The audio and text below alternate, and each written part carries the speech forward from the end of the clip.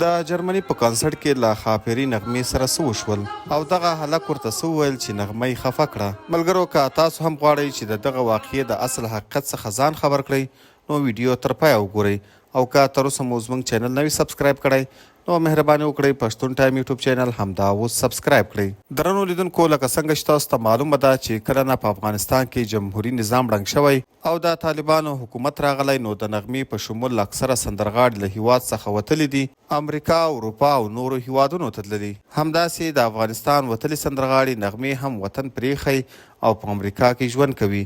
خو څه موده مخکې په اروپا کې یو شمېر افغان سندرغاړي راټول شوي او هلته یو کنسرت جوړ کړی و چې دغه کنسرت ته ګڼ شمېر افغانان او پښتانه ورغلي وو.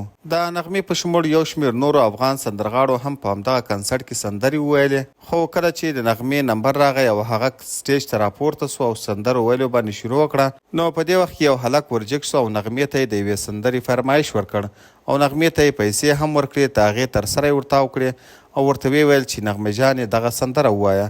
خو په همغه سندره باندې نغمې بار بار تکرار کول چې زه دا سندره نه وایم او همدغه هلک هم شله و ورته ویل چې نه خامخا به دغه سندره وایې. خو دا کره معلومه نه ده چې دغه کومه سندره وه.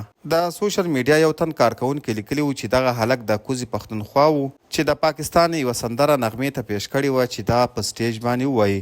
نو نغمې ځکه بار بار له هغه سندرې څخه انکار کول او ویل چې زه دا نه وایم. ملګرو تاسو څه فکر کوئ چې دا به کومه سندره وه چې اخر نغمه پرې خفه شوه خو وی نه ویله؟ خپل نظر او ځواب مو راسره په کمنټ کې خامخا شریک کړئ او د نورو داسې تازه او معلوماتي ویډیوګانو دپاره پښتون ټایم یوټیوب چینل همدا اوس سبسکرایب کړئ.